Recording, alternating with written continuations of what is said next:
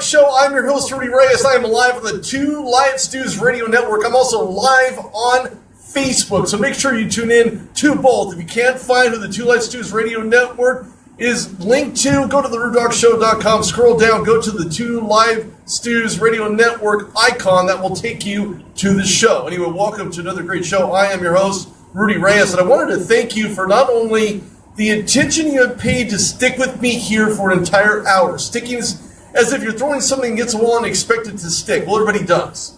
At least I do. So thank you for all that. Now, as you all may know, I will be the voice of the Los Angeles Scorpions, which is a World Developmental Football League, especially for you guys that are looking at getting to start, because the NFL hasn't exactly put their stamp of approval on it yet, but they had given the green light to let these teams know. California Sharks, no exception to that rule, will see action as a part of this non-NFL, I don't know if there's such a thing, but this non-NFL approved league, if that makes any sense at all. Anyway, the LA Scorpions will be taking on the California Sharks August 26th at LA Harbor City College. If you're not in the area, don't worry about it. I'll have all that link information on the RudeDogShow.com. I'll have it plastered everywhere, so you have no excuse not to be able to tune in, much less watch the game. I know, amazing, right? You would think an NFL team would have, or excuse me, a non-NFL team, you'd have the right to listen or watch in something. So it's going to be quite interesting to see this happen, especially in its inaugural season right here in Los Angeles, where we go from having two teams, now a World Developmental Football League, which is not really an NFL team, at least not yet. It could be some type of farm league. We're going to find out. Look, inspiration is something you can either choose to ignore or be accepting of it to a point where it becomes an endearing factor in your everyday walk in life. We can apply this and use it along the way as a driving force, a tool rather, to move us onward despite the setbacks we face. Stories of accomplishments can override what we see unfold right before our very eyes. Today on the Rude Dog Show, we have two prime examples of perseverance, goal orientation, and the undying will to press onward into a career where I believe they will thrive. I believe they will know that they will thrive as well in a system if they were given an opportunity. And of course, my first guest is no exception. Despite where these two gentlemen find themselves, either in the NFL, the CFL, or the AFL, wherever they go, I am more than confident neither one of these guests will forget where they had come from. Here to share not only his story, but the ups and downs of being a free agent. Everybody says, yeah, you know, these guys want to get signed, and you have a lot of teams looking at them and pulling them in for conversations, and, well, they're on a short list. Yeah, I hear about the short list all the time, but how short is the list? How short is it really? Anyway, my first guest knows what it takes to do absolutely everything possible, and being on the show today is certainly no exception to that rule, to help make his dreams come true despite personal losses in his young career nearly 3 days after reporting to school. We'll get into that. Who continues to use the discipline to keep pushing, grinding harder and faster. Anyway, welcome. A free agent running back who stands 5'11", 220. Now, I call this guy a priority running back because he is a priority. Anyway, I made him a priority today. Welcome, Juan Lewis. Juan, how are you? Thanks for coming on to the show today. I'm doing good, man. It's a privilege and an honor to be here and to be on the show today, for you to take the time out to even have me on the show. Thank you very much. No problem at all. I've been doing this for 4 years because I believe that everybody deserves their opportunity, whether 15 minutes of fame or an hour-long worth conversation.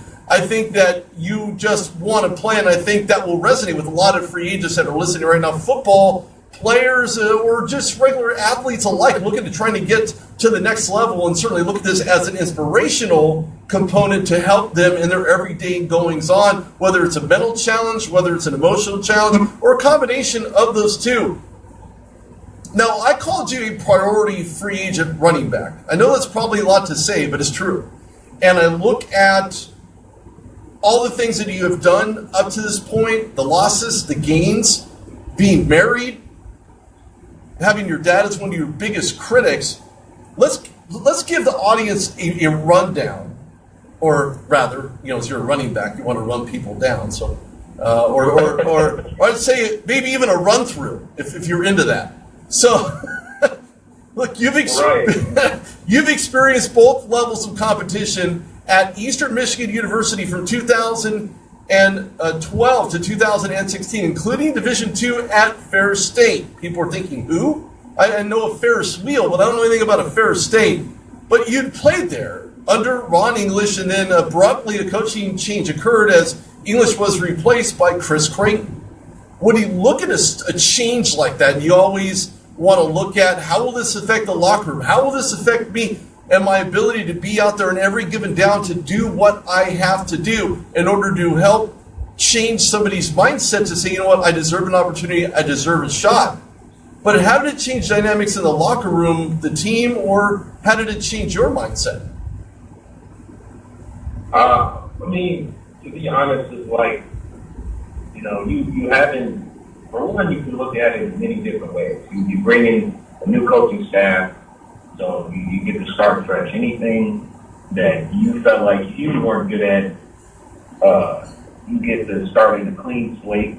Those coaches get to know you, you get to know those coaches. And then you get to adapt a whole new culture within that process. Now, not everybody adjusts to culture, new culture well. There's that thing of culture shock. Me, at the end of the day, I want to do any and everything I can to make the team better. And I want to do everything in my power to be a contributor to the team. At the end of the day, I want to work hard. So when I went through the coaching process or coaching change process, even when I stepped in Eastern, I had 3 different offensive coordinators in 3 years. Okay, so that wasn't anything new. It was a big shock when Coach English had to transition to a new school. It came to a shock to the whole team. But Coach Creighton came in. He had a vision, he had a mission, and he stuck with it. I congratulate them tremendously for going to transition and go to a bowl game at the Bahamas Bowl and compete the way they did against ODU. And of course, that was when I was transitioning down to Division II. The coaches have their own way of seeing things transition, and I had to be understanding of it. But it didn't come hard. It didn't come new to me, with the coaching change, because I already had went through a transition of transitioning from high school to college, and there was a different way of how things work. But you always say, what my dad tells me, you tuck your chin and you just go through it. And that's exactly what you continue to do, despite not being picked up by an NFL team. At least not yet. Let me make that preface right up front. Not yet, because not yet is what keeps people such as yourself, free agents such as yourself, in the chase, in the hunt, and that's what you do. Entering as a redshirt for some players isn't always the most desired experience when a player believes it should not happen. Maybe they felt that, and I've spoken to a lot of them saying, well, I don't know why I was redshirt. I was this good. I was that good. Maybe it had taken a different road. But you found yourself taking a different direction and learning not only the process, but trusting in those processes. I know you've heard this, trust in the process, trust in the process. Sometimes that's hard to do. If you're looking for an opportunity anywhere, regardless of what college you're in, regardless of what division you're in, an opportunity is an opportunity. If you trust in the process and that process is not proven to give you the results that you're looking for, it's hard to trust the process. But you redshirted. You understood the system you wanted to play in was more of a familiar when Coach English wanted you and had recognized you as being the type of runner that he appreciated from an athletic standpoint as well as a mechanical standpoint. In addition, you became a rather large, short yardage back, which at least my interpretation is of that is playing north and south. But tragedy did strike you, however, as you learned of your grandmother's passing away in your 3 days of your freshman year. And in all fairness, I've lost grandparents too. They're basically all gone. So I send my sincerest condolences to you for your loss. But how did that How did you handle that loss, and what did you believe she wanted you to do to focus on to stay on the right track? My rest in peace to my grandmother. At the end of the day, I think the biggest thing was because I saw my grandmother quite a few different times before I even got to Eastern Michigan, and what little people know, I was the last voice. I was the last person to hear my grandmother's voice before she passed away, because it came at a point in time when she was in the hospital and she had a stroke and she couldn't talk anymore. She lost all ability to talk. But the biggest thing was, my grandmother seen me at my highest. My grandmother seen me at my lowest, and the biggest thing I wanted to do is give her a chance to see me at my highest when I was going to Eastern Michigan, because I was from Ann Arbor, Michigan, and I moved away young to get discipline that I needed. My mother, Terry Simmons, she felt, that she had to take that time, she had to sacrifice continuing to help me grow as a young man to help take care of my grandmother and keep her on this earth as much as possible. And within that, me realizing that years later when I got older, my father, Tracy Lewis, he set some expectations for me and got the ball in my hand. But all the while, my grandmother and my mother was there along the way. Of course, being a parent through the phone, that's a whole nother battle. But they were always a part of my success, whether they were there physically or mentally. They were always a part of my success. And my grandmother is still a part of my success, along with my mother and all my siblings and my family that have helped me up to this point. My wife, of course, she's always been there, but she just wanted me to be the young man she knew I was. Through the riffraff, through the downs and the lows in life, she always seen the best in me. You always have someone that sees the best in you. My wife later on saw the best in me, which is why I'm married 3 years today. But happy anniversary! 3 years today? Like right now, today? Yeah, 3 years as of May 12th, 2017. I've been married 3 years. That's fantastic. I got married at the age of 20. I met my wife very young, and I knew what I wanted, and I knew that I wanted her to help me successfully continue to bring young men and women who are a seed of me on this earth, as well as change perspective and the method and how I think and how I carry myself. And she's done that. She's done that in these 3 years.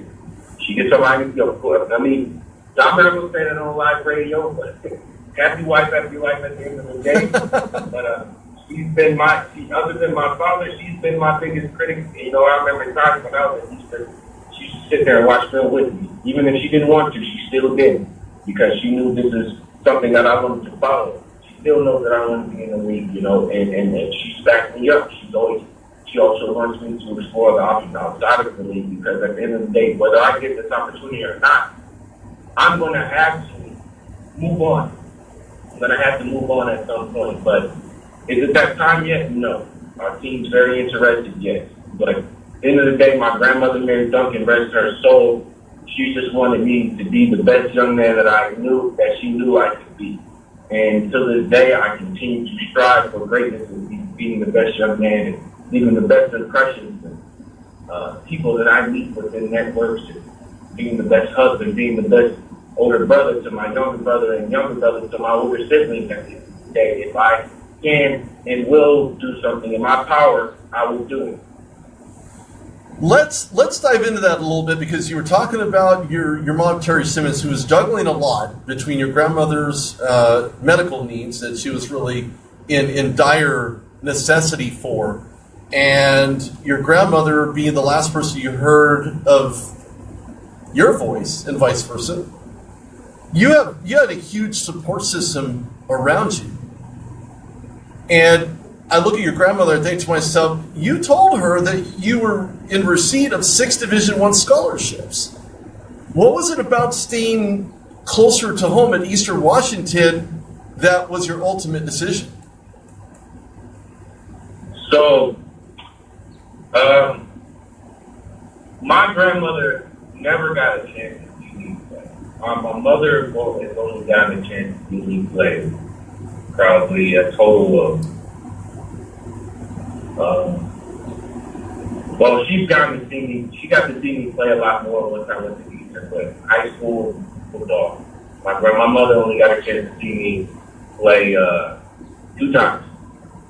So that was one thing I kept in mind in the situation of my grandmother being ill and only having so much time left in this world. I took that into consideration. I took into consideration that my younger brother was just going into high school. My younger sister was just going into high school. I took that all into consideration as well. I had Eastern Michigan, Western Michigan, Buffalo, Toledo, and Miami, Ohio were the preferred walk-ons to the University of Michigan coming out of high school. And I knew, at the end of the day, that I knew I was better than being a walk-on. No offense to any program that wanted to offer me as a walk-on. There's no offense. I knew I was better than being a walk-on. So I was going to pay more attention to the teams that just wanted me off of my academics and athletic talent. So Eastern just seemed like the better ordeal that was just coming off the 6th and 6th season. So it's like, that's a no-brainer. A lot of the other schools weren't successful at the time. That's understandable. They thought that I was going to be the hope of the change or a part of the change. Of course, playing that role of my grandmother being ill, that was another reason. And just me wanting to be around I'm big on family. My family can't see me play and wasn't going to be able to see me play out in Buffalo or, Miami, Ohio, only if we had an away game and it just so happened to be in Michigan. But I wanted to give them the opportunity that they, didn't get any chances of when I was younger, going into this next phase of my life of being a college football player, give them the opportunity to see me and get a chance to reap the benefits and what they missed out on at the end of the day. Well, you not only played at the Division I level, but you played in Division II as well. You were learning the level of competition which you played against. Look, I've interviewed players at a variety of Division I, Division II levels. Look, the sweat the same, the work is the same. However, the cards were stacked against Division II level players. It still is to this day. There's a low percentage rate of people making it from Division II. I've had fortunate experiences interviewing guys like Jeff Dance, who plays for the Packers, Pierre Desir, who plays for the Seattle Seahawks.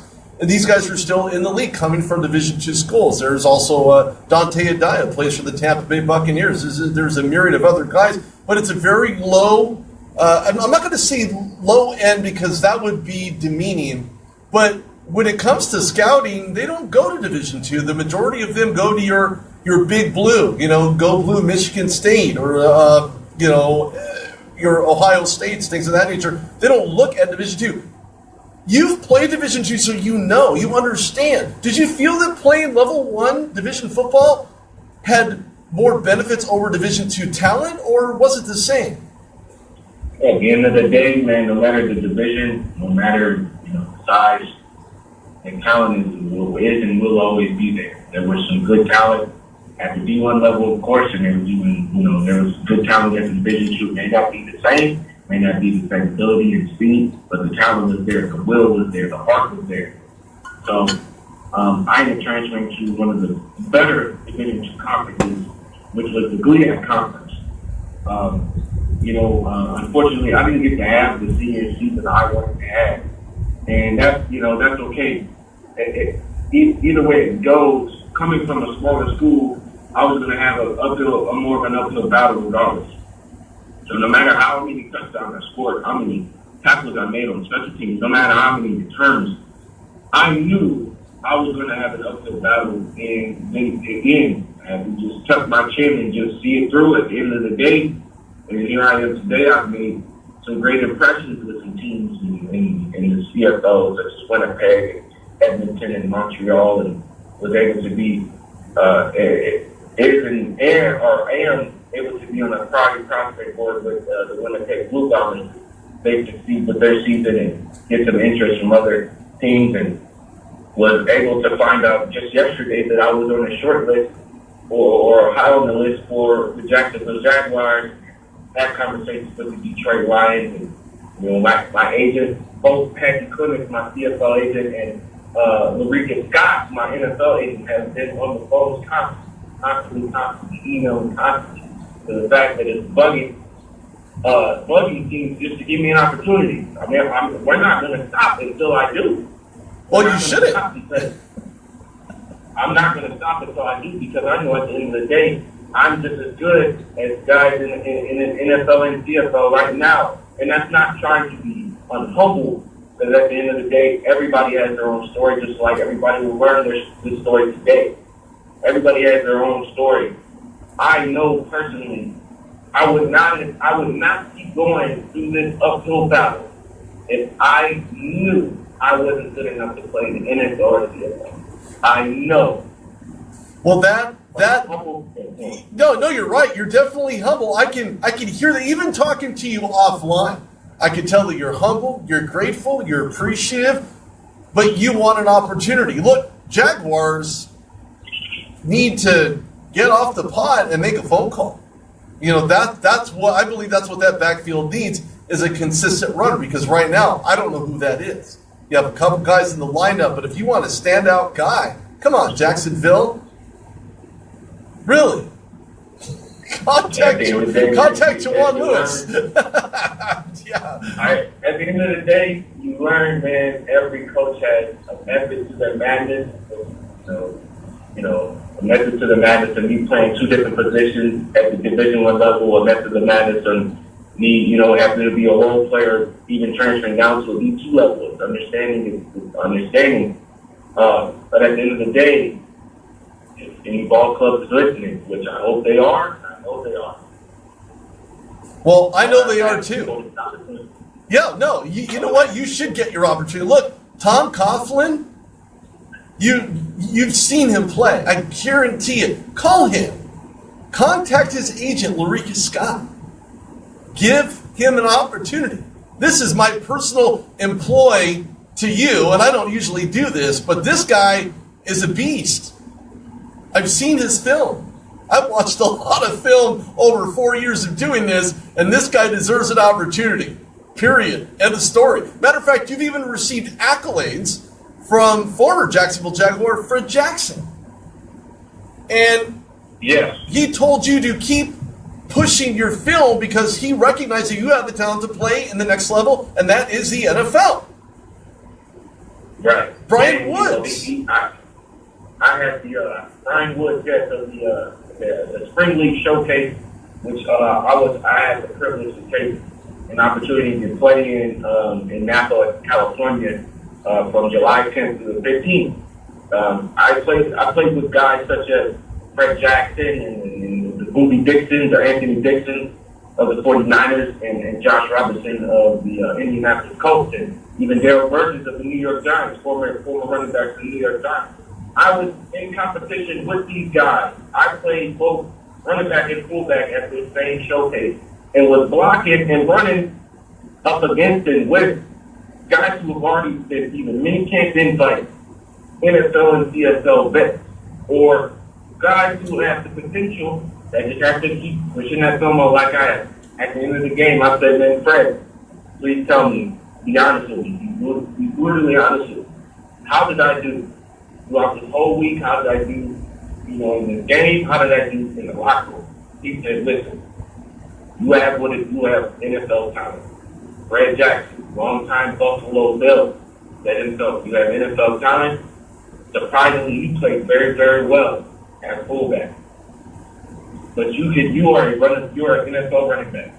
You need to push this film out as much as you can and keep grinding, because I know personally how it is to have to grind. You're going to have to keep grinding.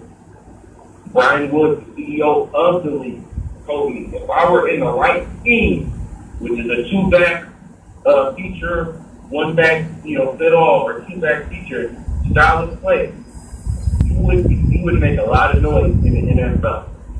And again, he even said, surprisingly, you played very well at fullback. And I said, I just have the physicality to do it. I run the ball like I'm in fullback or linebacker. That's just my style. North and south. I punish. I don't get punished. I like to punish people. I like to punish people because I take on everything I had to go through, this uphill battle, the different things that have happened that I've had to overcome. I take that on the field. I take my wife on the field. I take my dad and I'm blessed to have 3 different moms. I have a biological mother, a stepmother, and a mother-in-law. I take them all on the field with me. I take all my in-laws. I take all of my family, all my friends on the field with me. And I just let them feel. I get that. I let them be my power when I run. I let them be my agility when I shoot. And I let them be my speed when I'm out running. I let them carry me.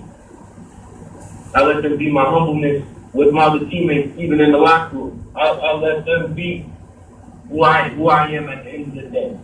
So, with that being said, all I'm asking for, once again, is an opportunity to make a difference on an NFL or CFL roster right now. I will work out for you. I will run a 40 if I have to. I'm about to run a 40-yard dash. I'm about to test my 40-yard dash in the rain right now. It's raining in Columbus, Ohio.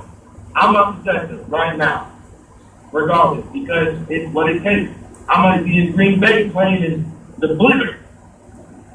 I might be in Winnipeg or Regina playing for Saskatchewan or the Blue Bombers, and it's freezing or it's raining. At the end of the day, I want to play. I want to play for you. I will do whatever I have to do for you. If I'm an undersized fullback, so be it. If I'm a working myself from the wrong Bennett style running back, so be it. I will do it. Make the call to Ulrike, make the call to Peggy. I will personally give you my email address, their phone number, and my phone number. Just give me a chance. There you go. That's all it takes is a chance, one opportunity, one shot. And I wish I had even more time, Juwan. But look, NFL teams, scouts, owners, general managers, coaches, defensive coaches, please contact him. Call him. He is ready to go, even if it's in the CFL. He needs an opportunity. He wants an opportunity. I think he deserves an opportunity. Again, I've looked at his film. I've done this for years. I recognize talent when I see it. If you don't contact Juwan Lewis, you're not doing yourself or your team any favors.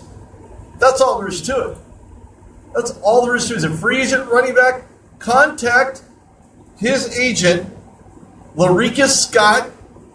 I don't have his number personally, but you can find Juwan Lewis everywhere.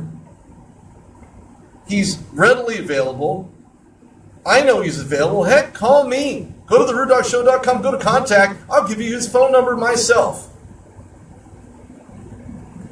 Juwan, I will personally give you Ulrike Scott or Patty Clinic. Why don't you give the phone number out right now while I have you? Ulrike Scott's phone number is area code 202-431-7295. You can call Ulrike Scott, my NFL PAA. You can call Packy Clement. That is Packy L. Clement. The Packy Clement Davis. At area code 404-536-4690. That is my CFL PAA. Call me at 231-638-2514. Or you can email me at Lewis, Lewis, Juwan, Juwan, 2022 Call me. I'll be waiting, and I'm going to keep working out. I'm going to keep exploring these options. I'm going to keep making my family, my wife, everybody proud.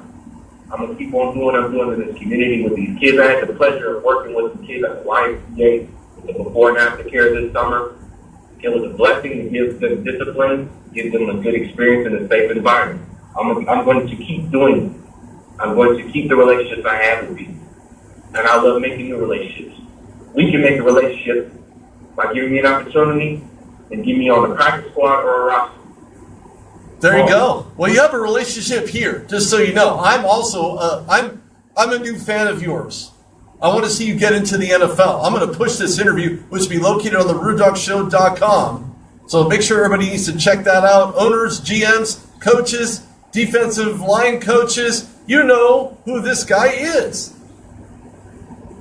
Anybody who's anybody in the NFL already knows who Juan Lewis is. All it takes is a phone call and he can do the rest. That's his cup of tea. It's not mine. It's his cup of tea. I'll let him do it.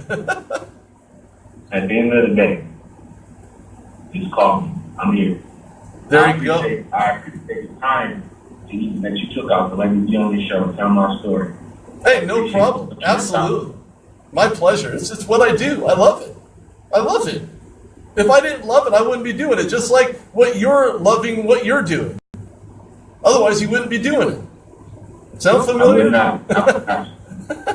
I would not. That's right. There you go. Juan Lewis, thanks, man. Hey, let me know if I can help you in any way, shape, or form. After the show, send me a message, and I can, I'll do whatever I can to help. We'll continue to be in touch always. You got it. Sounds good, Juan. Ladies and gentlemen, Juan Lewis is a free agent priority running back into the 2017 NFL draft class. Call him. He is ready to go at a moment's notice, and I know that he is. So if you give him an opportunity, he'll shine. Thanks, Juan. Appreciate it. Thank you for having me. Anytime. It's a pleasure. Oh, that was fantastic. I wish I had more time for Juan. Unfortunately, I don't. This is Rudy Reyes right here on the Rude Dog Show on the Two Live Stews Radio Network. I have to say that when I look at a guy like Juan Lewis, all he wants is an opportunity. All he wants is a chance to play, and I believe he can do the rest. I've seen his film. I've spoken to him a myriad of times in a pre-interview conversation. I know he can do it. I know he has the ability. I know he has the talent. I know he has the mindset, the skill set, and everything else that he needs to do in order to make it a reality. And I like what he's doing right now. And I think to myself, how can this be something that everybody can emanate from? All you free agents out there that are looking at an opportunity certainly can look at Juan Lewis and say, man, this guy's earning his opportunity. Anyway, welcoming to the Rude Dog Show is a Los Angeles Scorpions own. And, James, there's a nickname that I have for you. Now, I know you already have one, and that's great, but your nickname is Hendo. I've already dubbed you Hendo. I don't know why. I think it sounds good. Anyway, welcome, James Henderson, to the show. How are you, James? Thanks for taking your time out to join me. Are you with me? Yeah, right. All right, fantastic. Thanks for coming on the show. I appreciate your time. Not a problem at all. I have a nickname. I don't know if you heard me. I've called you Hendo. Yeah, they call me. That's the name they kept giving me and my father.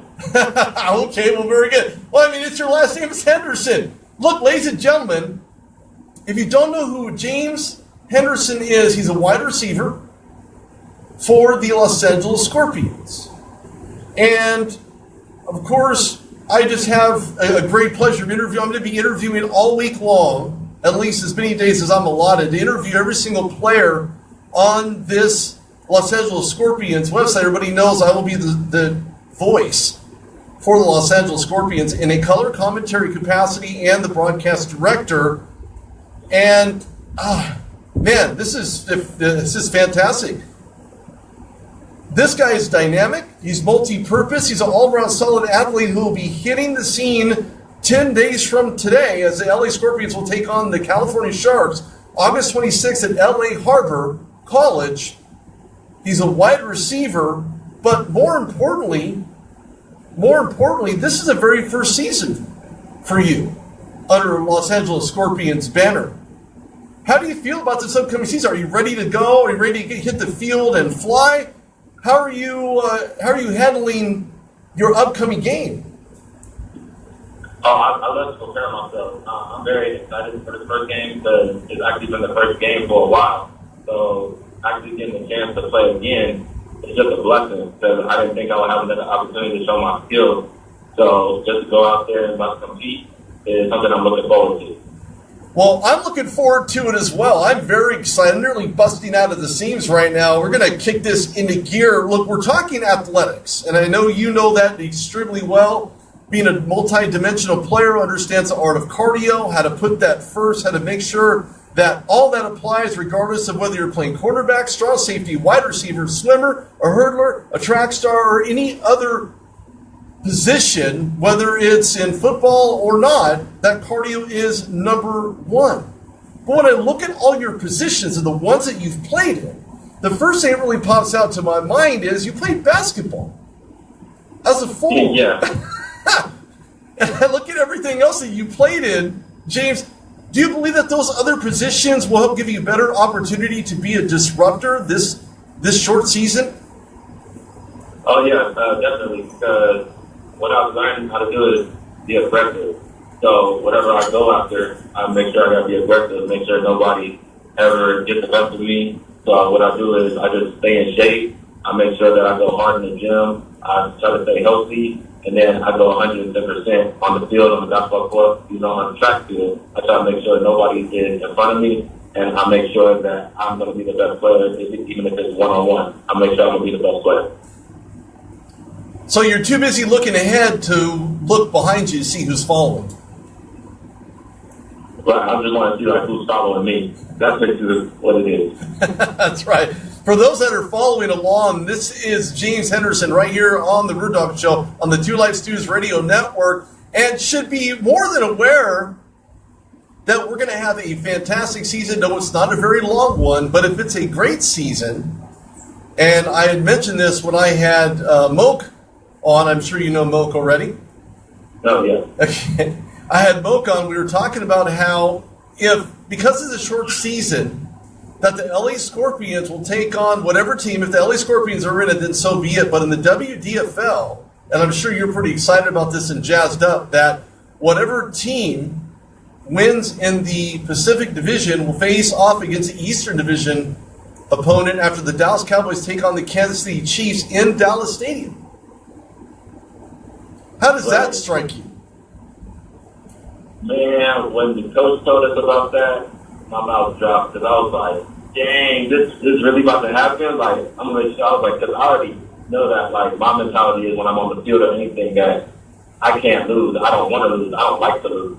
So if we get into that point and we get to go on that stage and go on that field, not only is it going to be a first time for me going to something like that, but it also can show, like, all the scouts or anybody that's looking there to see, like, what I'm capable of. And that can open a lot of doors for me and for my teammates that are they're going out and doing their thing. So just thinking about that, I was like, yeah, oh yeah, no more drop passes, no drop passes, go hard. I'm going all in. This is because most of the time you only get like one opportunity to go do something like this. And since I got an opportunity to come back, I'm making sure that I take full advantage of it and keep going hard. Well, you and everybody else are going to take full advantage of it as well, and I'm going to be really pushing you guys from, and I already have actually, and I'll continue to do so because on the voice of the LA Scorpions, I want to give everybody an opportunity to do a one-on-one video interview with me as well. If that championship game happens to come to pass, we're going to put a real solid production together for all of you guys, including coaching staff, owners, and I'll be doing all the interviewing myself. So look forward to that as well, because that will also help you, along with your performance on the field. I can't wait for that myself. I'm really pushing for you guys to get there, but it's really about a team effort, a collective effort, and if you're team-minded, everybody else will fall into place and recognize the very same thing and be able to put their best on at any given point, the entire game from end to end, from the beginning to the end. That's right. I make sure that everybody, because I'm a team player, and I also believe that since I am one of the captains, I can also do that. I'll just make sure that I can just go hard, bring that fire to that team, and just take it home. Because everybody's looking at me to, bring that fire, bring that power, bring that, because I can yell a lot and I can get people facing the toes real. Because a lot of us only get one opportunity, and I make sure that everybody gets a chance and everybody gets their time to shine. And they definitely will. Let's talk about you specifically. When I look at other sports, you could have stayed in basketball, you could have stayed in track and field, but they all share that common ground. As you progress into track and basketball, I know they're similar, but they're also very different. Would there have been any other sport you were interested in if it was not football? I've always been like a big track dude. For years, when I was young, when I was little, I was playing basketball, and then for some reason, my dad was like, "You don't play football when you get to high school." And I was like, "Nah, Dad, I really don't want to play football. I like playing basketball." And he was like, "Well, you got to play two sports." So pick two sports, and I was like, "Let me try something different. I'm gonna try football, and then I'm gonna try track." So then when I got this my freshman year, I was like, "Oh yeah, football's pretty cool." I didn't think I actually liked football like this. And then track, my mom was always talking about like you always running around when you were little and you're fast. Like, why don't you just try track? I see my friends that are like, I'm like fast in track. I was like, "Oh yeah, I'm gonna just try it." And I ended up like doing real well in that. I went to CIF and state once in high school. Football, we went to state twice. So I try to make sure like whatever the coach put me in, I go 100%. Like I don't make sure I don't slack out at all. Again, that's what it's about. It's having the passion, the drive, the desire, the willingness to do whatever you have to do in order to win.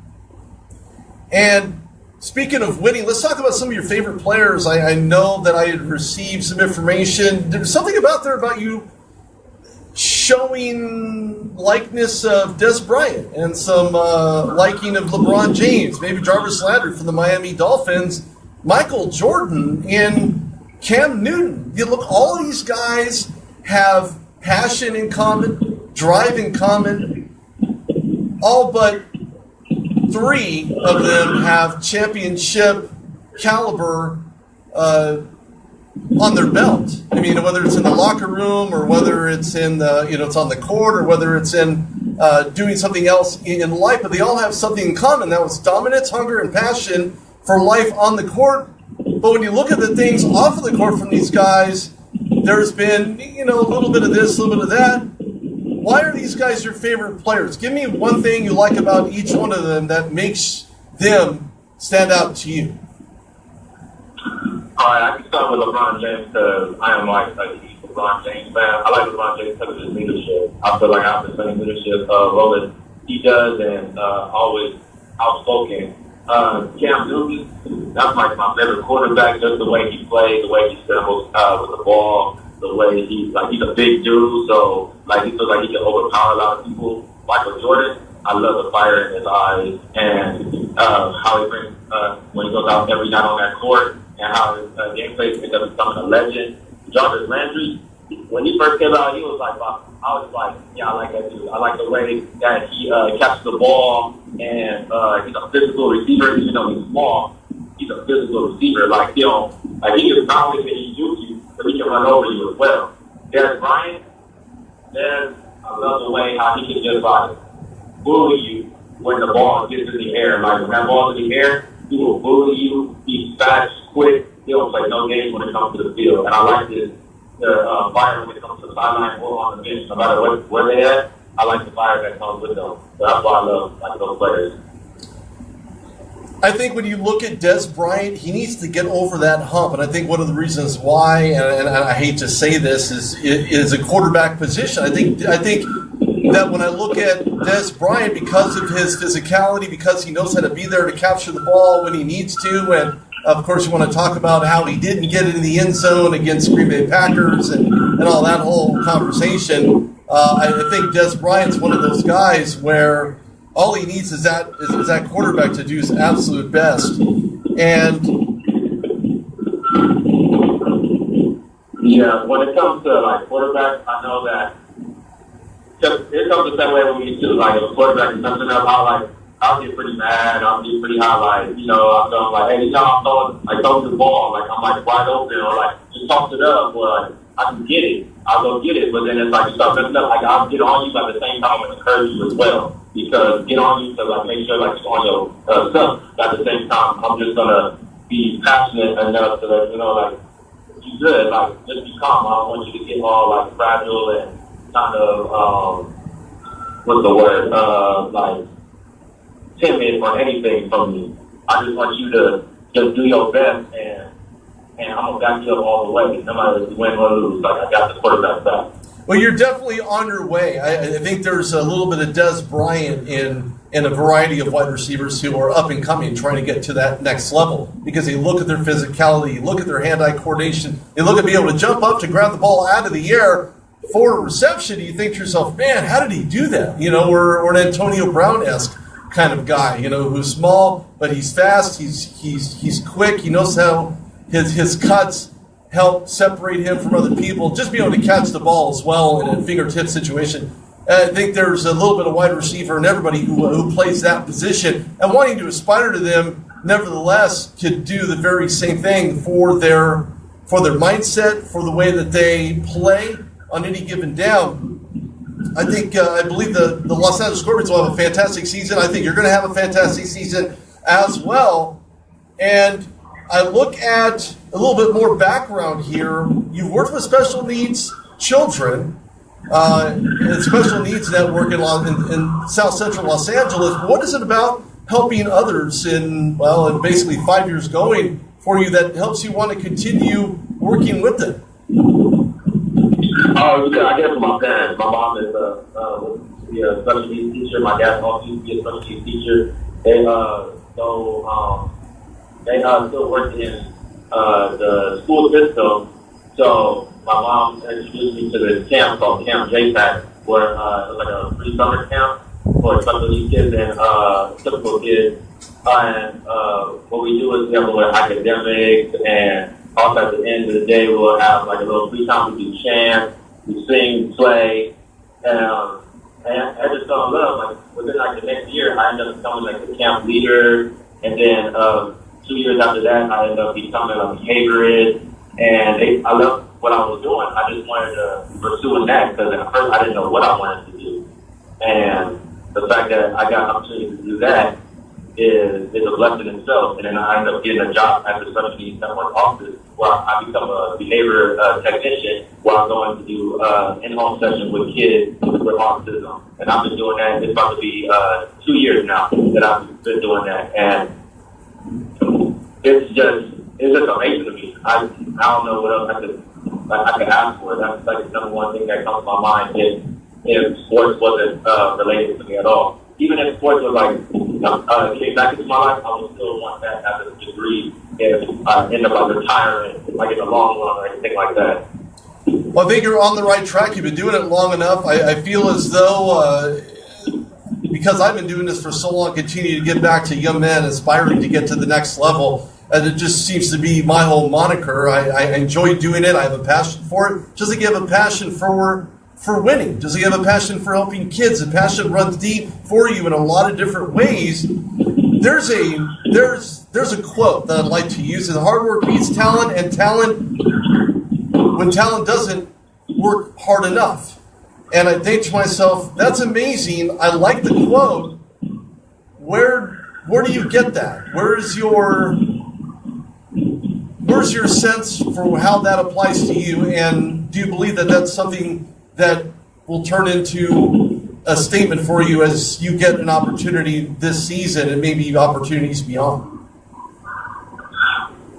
Well, I'm really for that quote when I said when Howard says off and everything like that. I love that quote just because, like, all I've known was to work hard. Like, no matter what I do, like, if I have to work, like, any job, or if I go condition and work out, or if I go help somebody else in need, or, because all I've learned was hard work. I got that from my parents, I got that from my grandma, my grandpa, some of the guys I work with. All we know is hard work. I'm just competitive in whatever I do. I try to make sure that I can be the best that I can be, and then either try to pass my limits. I try to make sure every day it's like, okay, like, what can I do better today? What can I get done today? How can I make somebody else's life better? So when I say hard work is talent, because talent can get you only so far, but hard work, you get hard work and put it in the mix with that, a lot can come with that. And you can overcome a lot in life, or you can let it take you over. It's a parallel of two situations. But I think the common ground is the hard work will help you get out of what you're doing, and what you put into is what you get out of it. I think all of those have a lot to do with why guys such as yourself have an opportunity to reach new heights based on the passion, the drive, the work ethic, and determination to make something out of your life. Whereas, not to suggest there wouldn't be anything else, but besides working with children, had you not had a passion for sports, it would have been something you probably already been a part of for the last 5 years, or at least 5 years. Right. Those kids, they changed my life a lot. Even if I'm having a bad day, they lift my spirits up. So I make sure that I can be like that motivation for them, little motivator, and someone to look up to if they're going down, because not only are kids with autism, but there's also other kids that I play around with or talk to that are going through stuff at home. So I just try to be there for them, make sure that they know that I'm there to talk to them. If they have any questions. There's kids that I've been working with at the camp for 5 years. They coming back and they're like, oh, I want to do what you do, LJ or James. I want to do what you do. And I'm like, okay. And I'm like, why? Why do you want to do that? It's you're a great leader. Nobody has any problems with you. You always tell people up. You think about others more than yourself, which I do. I'm not trying to brag or anything, but I do live. I plan on doing things for other people more than myself. And sometimes I gotta catch myself doing that because I got other stuff I need to do. But most of the time, I usually think of others before myself. That's what it's about. That's how you're able to give back and let people know that you care, that you're sincere doing it, and that you're just trying to make a difference without asking anything for yourself. Look, James Henderson, everybody, wide receiver, Los Angeles Scorpions. Look forward to doing some color work with you on the field. Hopefully I can say that you made all the touchdowns, but that may be a little much. Yeah. There are too many players on that team, and I think there's way too much talent on this Los Angeles Scorpions team that really can put them on the map. And if the NFL is looking for an organization to do, I think the WDFL is certainly on its way to making itself separate from other AFL or CFL teams. James, thank you so much. I appreciate your time, and I look forward to speaking with you further. All right, thank you so much for having me on the show. I will talk to you guys later. Thanks for having me. Sounds great. Thank you. Take care. All right. You too. Now, ladies and gentlemen, that was James Henderson of the Los Angeles Scorpions, a wide receiver. I suspect I may see him in other positions, other situations on the field, maybe. I mean, he did play corner. He played safety, strong safety position, maybe. I don't know. We're going to have to see. But I thank you for tuning in. This is Rudy Reyes on the Two Life Stews Radio Network. I appreciate you tuning in for as long as you have. There was one other quote that he used, and this is kind of interesting. I don't know if this is from the movie Rocky Balboa or from Rocky Balboa himself, but he said, it ain't about how hard you hit. It's about how hard you can get hit and keep moving forward, how much you can take and keep moving forward. That's how winning is done. It's a metaphor nonetheless, but it's viable. You want to keep getting hit or be the one who does the hitting while you're on the field, in a rink, hitting the ball into the hoop. I don't know, whatever analogy you want to use, you're more than welcome to use it.